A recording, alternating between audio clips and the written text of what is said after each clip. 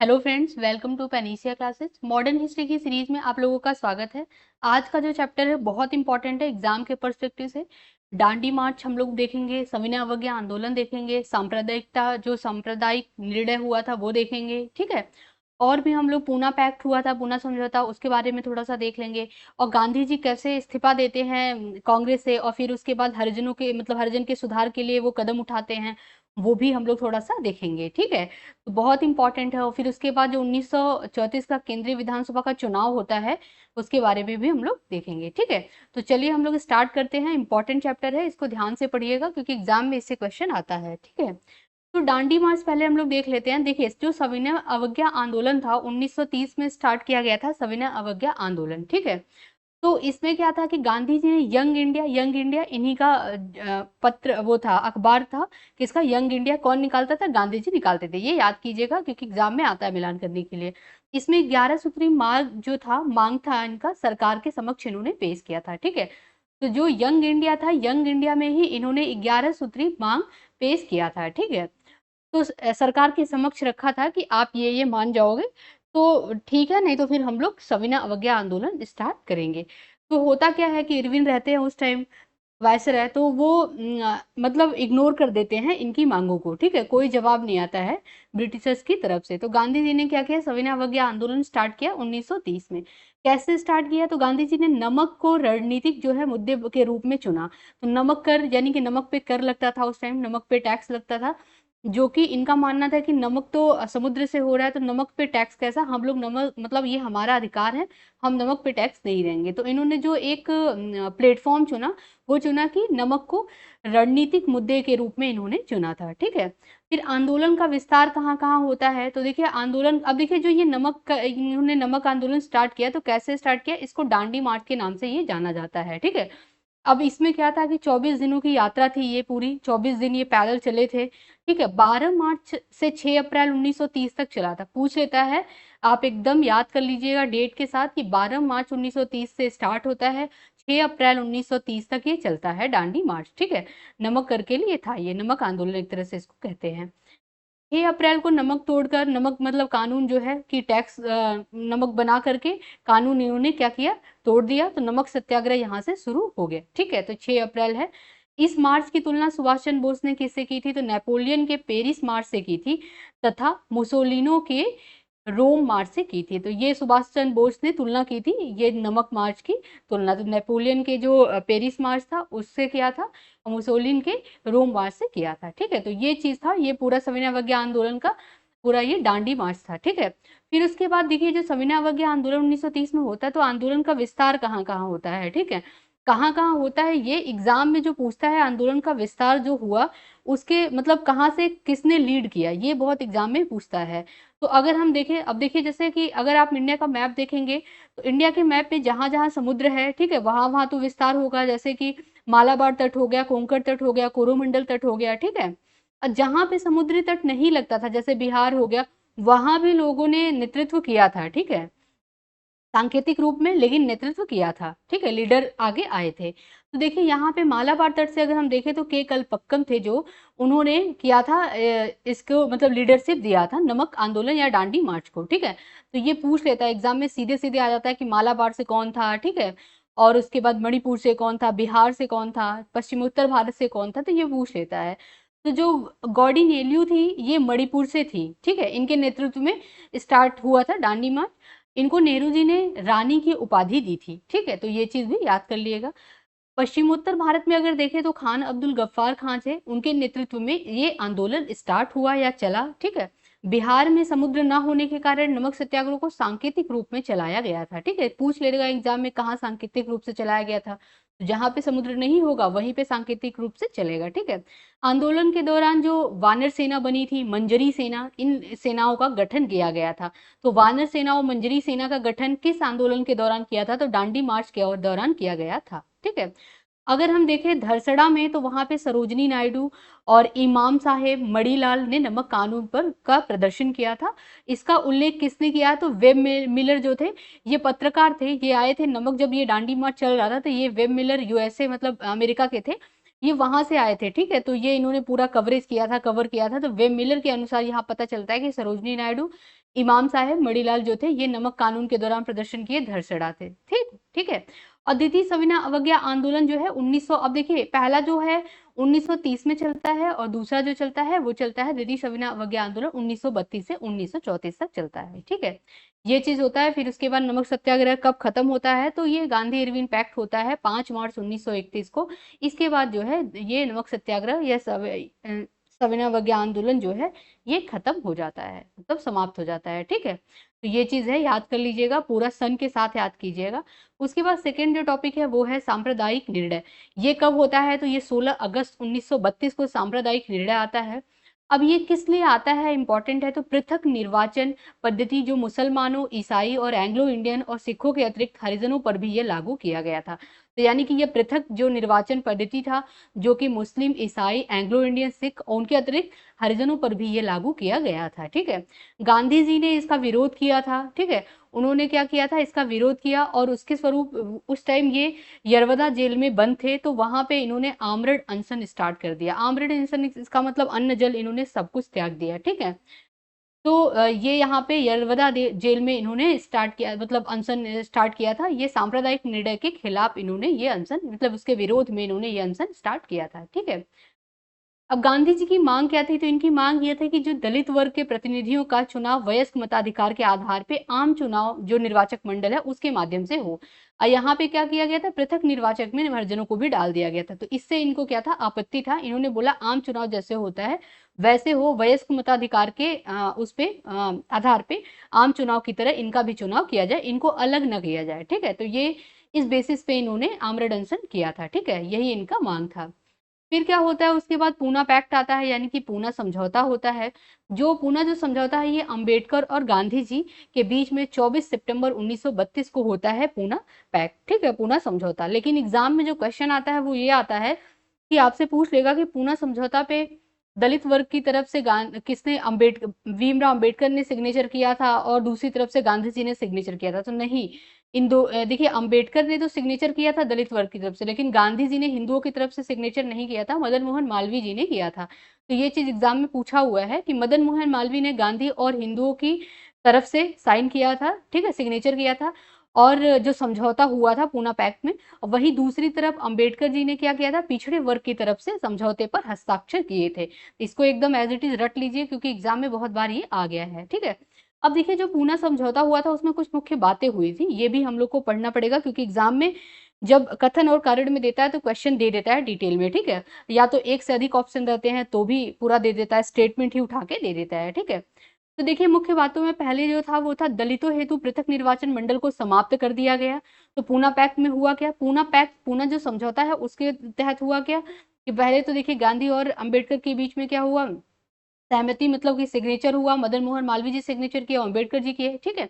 फिर इसके बाद इसकी मुख्य बातें, क्या रिजल्ट निकल के आया, तो ये आया कि जो पृथक निर्वाचन मंडल है उसको समाप्त कर दिया जाए, ठीक है। प्रांतीय विधान मंडलों में दलित हेतु 147 सीटों को आवंटित किया जाएगा।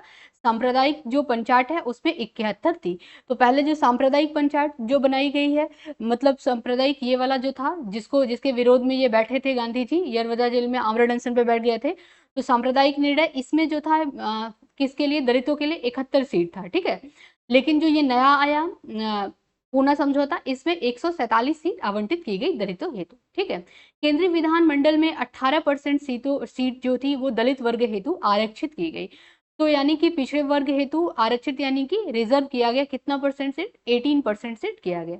ब्रिटिश सरकार ने इसे सांप्रदायिक समझौते का संशोधित रूप मानकर स्वीकार लिया। तो यानी कि जो सांप्रदायिक पंचायत हुआ था उसका जो मान लिया इन्होंने, ब्रिटिश सरकार ने, कि इसका जो है ये संशोधित रूप है पूना पैक्ट, ठीक है। तो उसको इन्होंने स्वीकार कर लिया। दलित वर्ग हेतु सार्वजनिक सेवाओं, स्थानीय संस्थाओं को उचित प्रतिनिधित्व देने की व्यवस्था की गई, ठीक है। सार्वजनिक सेवाएं और स्थानीय संस्थाओं, ठीक है, जैसे स्कूल में भाई सबके बच्चे स्कूल में शिक्षा लें, ठीक है। पहले ये भी होता था कि जो बड़े वर्ग के लोग हैं वो इस कुएं से पानी भर रहे, दलित वर्ग के लोग नहीं भरेंगे, तो ये सब चीजों पे रोक लगा दिया गया है, ठीक है। तो ये चीज था पूना समझौता, बहुत इंपॉर्टेंट है पूना पैक्ट। देखिए, तो हम लोगों ने पढ़ा क्या, सविनय अवज्ञा आंदोलन से स्टार्ट किया 1930, फिर दांडी मार्च आया इसी के तहत, इसको दांडी मार्च के नाम से भी जाना जाता है। फिर उसके बाद सांप्रदायिक निर्णय हुआ 16 अगस्त 1932, इसके विरोध में जेल में, यरवदा जेल में अनशन पे बैठे गांधी जी। फिर उसके बाद क्या आया, उसके बाद पूना समझौता आया जो कि अंबेडकर और गांधी जी के बीच में हुआ। सिग्नेचर किसने किया, मदन मोहन मालवीय और अंबेडकर जी ने किया।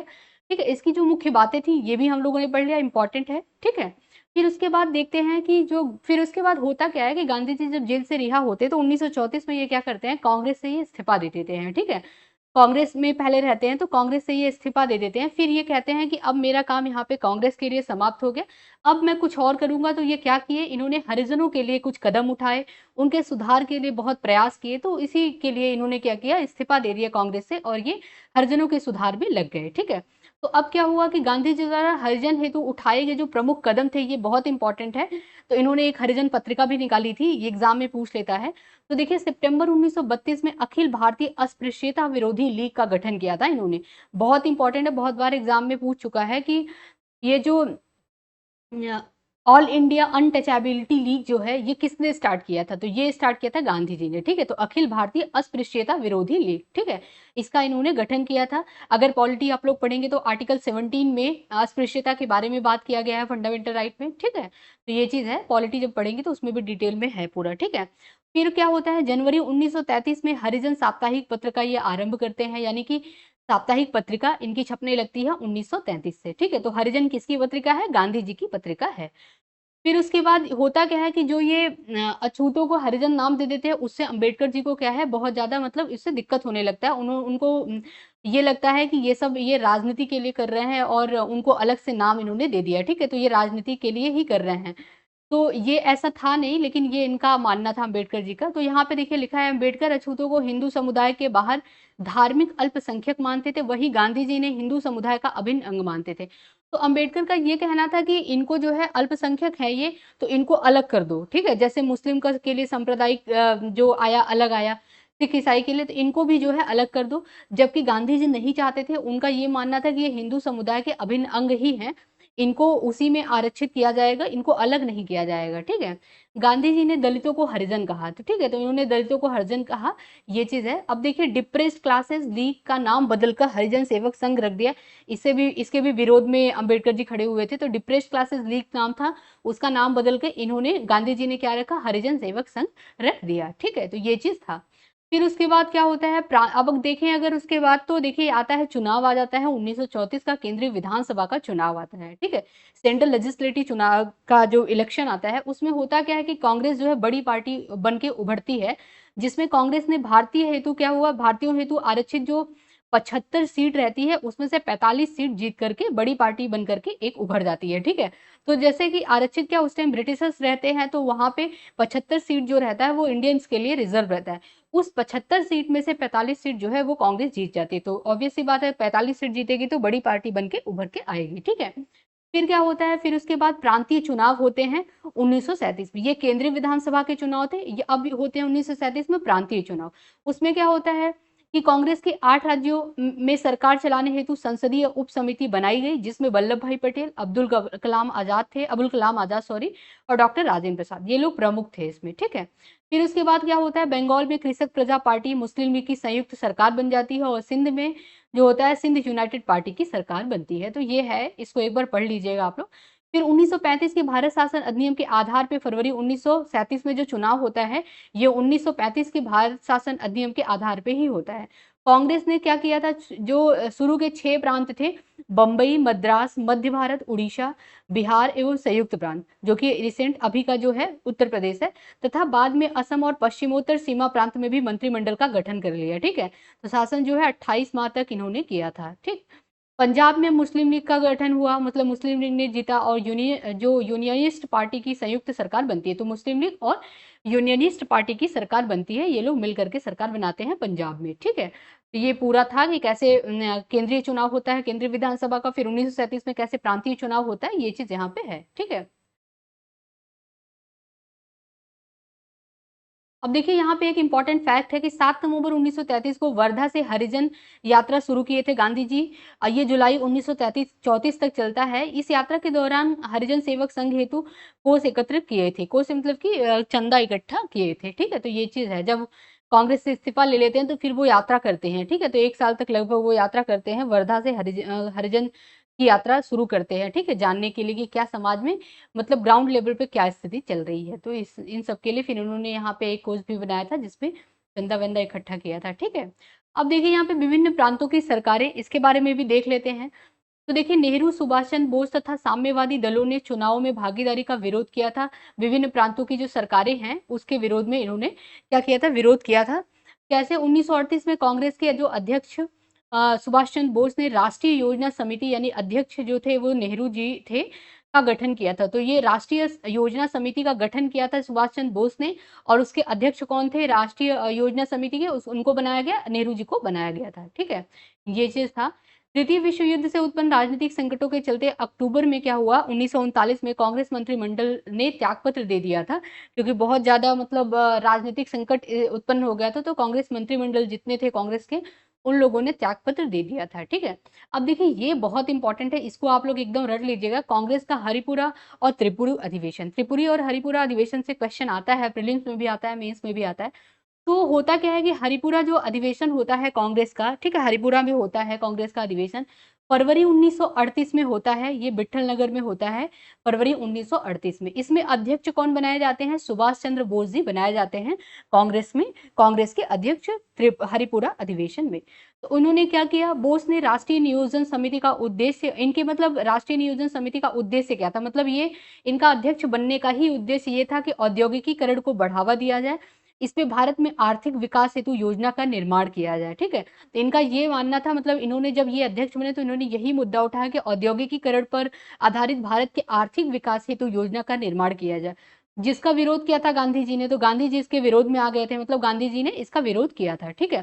फिर उसके बाद होता क्या है कि देखिए अब ये हो गया, हरिपुरा खत्म हो जाता है सेशन, फिर त्रिपुरी संकट आता है। तो त्रिपुरी संकट क्या होता है, 1939 में त्रिपुरी संकट होता है, 1939 में। तो इसमें होता क्या है, इसमें फिर से चुनाव होता है, ठीक है। तो चुनाव में होता क्या है, सुभाष चंद्र बोस खड़े रहते हैं और उसके बाद कांग्रेस के तरफ से सितारे मैया खड़े रहते हैं। मतलब होता क्या है कि सितारे मैया नहीं खड़े रहते, गांधी जी जो है उनको खड़ा करना चाहते थे। एक राजेंद्र प्रसाद तो बाद में बनते हैं, राजेंद्र प्रसाद बाद में बनते हैं, नाम नहीं याद आ रहा है उनका। हाँ, मौलाना आजाद थे, ठीक है, अबुल कलाम आजाद थे। हाँ सॉरी, तो देखिए यहाँ पे है मौलाना अबुल कलाम आजाद थे, वो उनको खड़ा होना था, गांधी जी ने उनको कांग्रेस की तरफ से खड़ा किया था। लेकिन उन्होंने लहर देखा कि सुभाष चंद्र बोस जी तो जीतेंगे ही जीतेंगे, तो उन्होंने क्या किया, इस्तीफा दे दिया पहले ही, ठीक है। तो इस्तीफा देने के कारण फिर गांधी जी ने सितार मैया को अपना प्रत्याशी चुना। तो कांग्रेस की तरफ से जो प्रत्याशी थे वो सितार मैया जी थे, और इधर से जो थे वो विपक्षी दल में वो थे बोस, ठीक है, सुभाष चंद्र बोस। तो चुनाव होता है, सुभाष चंद्र बोस जो है वो बहुत बड़े वोट से जीत जाते हैं, ठीक है। जब जीत जाते हैं तो फिर गांधी जी क्या कहते हैं, गांधी जी कहते हैं कि यह सितार मैया की हार हो जाती है, तो गांधी जी का कथन यही रहता है, यह सितार मैया से अधिक मेरी हार है, ठीक है। तो इन्होंने ये स्टेटमेंट दिया था जब रिजल्ट आ जाता है पूरा, ये जीत जाते हैं तो, ठीक है। तो फिर होता क्या है कि सुभाष चंद्र बोस ने अध्यक्ष पत्र से त्याग, मतलब ये क्या करते हैं, अध्यक्ष पद से ये त्याग पत्र दे देते हैं, और फिर उसके बाद ये फॉरवर्ड ब्लॉक का गठन करते हैं। तो मतलब जीतते हैं त्रिपुरी संकट में, ये चुनाव तो जीतते हैं, लेकिन ये क्या करते हैं, इस्तीफा दे देते हैं, और फिर उसके बाद ये फॉरवर्ड ब्लॉक का स्थापना करते हैं या गठन करते हैं, ठीक है। फिर सितार मैया भी क्या होते हैं, अध्यक्ष नहीं बनते हैं, वो भी मना कर देते हैं कि मैं नहीं बनूंगा। तो उसके फिर उसके होता है, उसके बाद होता है कि बोस के बदले में राजेंद्र प्रसाद नए अध्यक्ष मनोनीत होते हैं। तो ये चीज होता है कि त्रिपुरी संकट में सबसे मतलब कौन अध्यक्ष बने, तो राजेंद्र प्रसाद बनते हैं अध्यक्ष, मनोनीत होते हैं, ठीक है। तो ये चीज पूरा इसकी स्टोरी थी। फिर उसके बाद आगे चलते हैं हम लोग, तो देखते हैं यहाँ पे कांग्रेस समाजवादी पार्टी 1934 में आती है। फिर उसके बाद बॉम्बे मैनिफेस्टो होता है। तो कांग्रेस समाजवादी पार्टी जो है, ये इसमें कौन कौन लोग रहते हैं, तो इसमें देखिए ये सोशलिस्ट आ जाता है ना, तो ये इसमें बिहार के भी नेता, बड़े नेता आएंगे उभर के, जैसे जयप्रकाश नारायण ये बिहार के थे, नरेंद्र देव थे, अच्युत पटवर्धन थे, और मीनू मसानी, ये इनके द्वारा ये कांग्रेस समाजवादी पार्टी का गठन किया गया था। एग्जाम में ये क्वेश्चन बहुत बार पूछा हुआ है कि कांग्रेस समाजवादी पार्टी से कौन संबंधित है, नाम दे देगा आपको, जयप्रकाश नारायण, सुभाष चंद्र बोस, गांधी जी। तो आपको लगाना होगा नेहरू जी तो क्या है, सुभाष जयप्रकाश नारायण जी थे से संबंधित, ठीक है। और भी नाम, नरेंद्र देव भी बहुत फेमस नाम है, और यहाँ पे अच्युत पटवर्धन, मीनू मसानी, ये याद कर लीजिएगा, ठीक है। पहला सम्मेलन जो कांग्रेस समाजवादी पार्टी का ये होता है 21 अक्टूबर 1934 को होता है, बंबई में होता है, ठीक है। इसके जो अध्यक्ष रहते हैं वो रहते हैं नरेंद्र देव, और जो इसके सचिव रहते हैं वो जयप्रकाश नारायण रहते हैं। एग्जाम में क्वेश्चन ये पूछा हुआ है कि जो कांग्रेस समाजवादी पार्टी का पहला सम्मेलन होता है उसके अध्यक्ष कौन रहते हैं, तो नरेंद्र देव रहते हैं। बहुत लोग जयप्रकाश नारायण लगा देते हैं, लेकिन नहीं, जयप्रकाश नारायण जी जो थे वो सचिव थे, अध्यक्ष कौन थे, नरेंद्र देव थे, ठीक है। फिर उसके बाद आता है बॉम्बे मैनिफेस्टो आता है, ये 1936 में आता है बॉम्बे मैनिफेस्टो। इसमें क्या होता है कि बंबई के 21 व्यापारियों द्वारा ये प्रस्तावित किया जाता है, मतलब 21 बिजनेसमैन रहते हैं, उनके द्वारा मिल करके ये प्रस्तावित किया जाता है बॉम्बे मैनिफेस्टो। इसमें क्या होता है, प्रत्यक्षतः समाजवादी आदर्शों का विरोध किया जाता है, मतलब जो समाजवादी, जिसको गांधी जी और नेहरू जी सपोर्ट करते हैं समाजवादी को, उसका पूरा प्रत्यक्षतः विरोध किया जाता है। ये बॉम्बे मैनिफेस्टो अगर आप देखेंगे तो सुभाष चंद्र बोस से थोड़ा थोड़ा मतलब आपको मिलता जुलता लगेगा, क्योंकि औद्योगिकीकरण को इन्होंने बढ़ावा दिया, आर्थिक विकास के लिए भी इन्होंने बोला था, ठीक है, अधिवेशन में, कांग्रेस के हरिपुरा अधिवेशन में, ठीक। तो ये चीज है बॉम्बे मैनिफेस्टो, ठीक है। फिर उसके बाद होता है आजाद हिंद फौज का जो इंडियन नेशनल आर्मी का गठन होता है, ये भी एग्जाम में बहुत बार पूछा हुआ है, इंपॉर्टेंट है ये भी टॉपिक। तो आजाद हिंद फौज का गठन, इंडियन नेशनल आर्मी का गठन कब होता है, किसके द्वारा होता है, ये सब एग्जाम में पूछा हुआ है। तो देखिए इसमें होता क्या, कैप्टन मोहन सिंह रहते हैं, उनके द्वारा गठन किया जाता है इंडियन नेशनल आर्मी का, ठीक है। 21 अक्टूबर 1943 को सुभाष चंद्र बोस जो है इसके सेनापति बने। तो कब बने सुभाष चंद्र बोस इसके सेनापति, 1943 में बने, ठीक है। सुभाष चंद्र बोस ने 21 अक्टूबर 1943 को सिंगापुर में स्वतंत्र भारत की अस्थायी सरकार का गठन किया था। मुख्यालय इसका रंगून था एवं सिंगापुर था, ठीक है। तो सुभाष चंद्र बोस ने 21 अक्टूबर 1943 को सिंगापुर में स्वतंत्र भारत का अस्थायी सरकार का गठन किया था। एग्जाम में पूछ लेगा कि सिंगापुर में स्वतंत्र भारत की अस्थायी सरकार का गठन किसने किया था, तो सुभाष चंद्र बोस ने किया था। कब किया था, 1943 में किया था, ठीक है। फौज की रानी, देखिए फौज की रानी मतलब रानी, फौज में जो है रानी झांसी रेजिमेंट, ये इन्होंने सुभाष चंद्र बोस ने शुरू किया था। नेहरू ब्रिगेड, गांधी ब्रिगेड, ये सब स्थापित किए थे इन्होंने, ठीक है। फौज में Rani Jhansi regiment, Subhash brigade, Nehru brigade और गांधी ब्रिगेड, ये सब मतलब उन्होंने बांटा था, किसने, सुभाष चंद्र बोस ने, ठीक है। और फिर होता क्या है कि यहाँ पे सुभाष चंद्र बोस जी का नारा रहता है बहुत फेमस, तुम मुझे खून दो मैं तुम्हें आजादी दूंगा, ये इसी के तहत होता है, तो ये इनका नारा है, पूछ लेता है स्टेटमेंट। अब उसके बाद 6 नवंबर 1943 को जापानी सेना ने आजाद हिंद फौज को अंडमान एवं निकोबार सौंपे। तो अंडमान एंड निकोबार जो है जापानी सेना ने सौंपे थे, क्योंकि जापानी सेना ने ही इनको क्या किया था। देखिए होता क्या है कि जो हमारे सैनिक रहते हैं, तो जब सेकेंड वर्ल्ड वॉर होता है उसके समय क्या होता है कि इंडियंस ही रहते हैं वो ब्रिटिशर्स की तरफ से लड़ते हैं, ठीक है। तो जापानी जर्मनी में और जापान में क्या होता है कि जो इंडियन सैनिक रहते हैं उनको गिरफ्तार करके बंदी बना के रख लिया जाता है, क्योंकि उनको वो तो ब्रिटिशर्स की तरफ से लड़ रहे थे। फिर उसके बाद यही जर्मनी और जापान ने ही सुझाया, जर्मनी ने ही सुझाया था बेसिकली कैप्टन मोहन सिंह को कि आप अपनी नई आर्मी बनाओ, मतलब आप अपना आर्मी बनाओ, उसको तैयार करो कि जब आपको आजादी मतलब चाहिए होगा तो आपकी सेना तैयार रहे, ठीक है, अगर लड़ना होगा तो आपकी सेना यहाँ पे तैयार रहे। तो फिर उसके बाद ये जब स्थापित किए तो जितने भी बंदी बनाए गए सैनिक थे वो सारे कैप्टन मोहन सिंह को दे दिए गए, और उसके बाद उसी के तहत जो है आजाद हिंद फौज का गठन होता है, जिसमें ये सैनिक सारे आते हैं, ठीक है। फिर उसके बाद जर्मनी ने क्या किया, नहीं, जापान की सेना ने आजाद हिंद फौज को अंडमान एंड निकोबार द्वीप सौंपे, क्योंकि अंडमान एंड निकोबार द्वीप पे ये लोग कब्जा कर लिए थे, ठीक है। तो उसको जब ये आजाद हिंद फौज बनता है तो अंडमान एंड निकोबार सौंप देते हैं इंडियंस को, ठीक है। तो बोस ने अंडमान को शहीद द्वीप तथा निकोबार को जो है स्वराज द्वीप कहा। तो सुभाष चंद्र बोस ने शहीद द्वीप किसको कहा, अंडमान को कहा, और निकोबार को क्या कहा, स्वराज द्वीप कहा, ठीक है। तो ये इंपॉर्टेंट है। मार्च 1944 में क्या होता है, फौज की सेनाएं पूर्वी भारत के कोहिमा और नागालैंड तक आ गई थी। तो इनकी जो सेनाएं थी वो 1944 तक कोहिमा और नागालैंड तक आ गई थी, ठीक है। मई 1945 में ब्रिटिश सेना द्वारा रंगून पर अधिकार के बाद हिंदू फौज ने जापान के साथ समर्पण कर दिया था, ये चीज है। फिर फौज के सिपाहियों ने लाल किले पर में मुकदमा मतलब फिर इसके बाद होता क्या है कि जो फौज के सिपाही रहते हैं आजादी फौज के, उन पे लाल किले में मुकदमा चलाया जाता है, जिन्हें बचाने हेतु कांग्रेस ने आजाद हिंद समिति का गठन किया। वकील इसमें रहते हैं भूलाबाई देसाई, तेज बहादुर सप्रू एवं नेहरू जी रहते हैं ये वकील, ये पूछ लेता है एग्जाम में, ठीक है।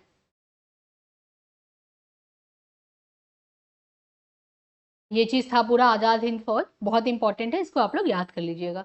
अब देखिए जो द्वितीय विश्व युद्ध होता है इसको भी थोड़ा सा हम लोग पढ़ लेते हैं, एग्जाम में पूछता है। तो द्वितीय विश्व युद्ध एवं कांग्रेस क्या स्थिति रहती है वो चीज हम लोग देख लेते हैं। तो 31 सितंबर 1939 को सेकेंड वर्ल्ड वॉर शुरू होता है। इसमें इस समय कांग्रेस की जो लिथगो से मांग क्या रहती है, उन्होंने कुछ मांग की थी कि आप ये मांग पूरा कर दोगे तो फिर हम आपको जो भी देंगे, अभी आगे देखिए पढ़ेंगे यहाँ पे।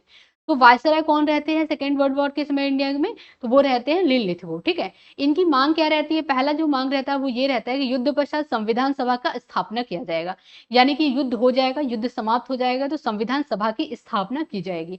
दूसरा वो रहता है मांग की स्वतंत्र भारत की राजनीतिक संरचना पर विचार किया जाएगा। तो ये चीज रहता है कि जो स्वतंत्र मांग किया है कांग्रेस ने और इंडियंस ने किया था कि स्वतंत्र कर दो हमको, ठीक है। तो स्वतंत्र भारत की राजनीतिक संरचना पर विचार किया जाएगा।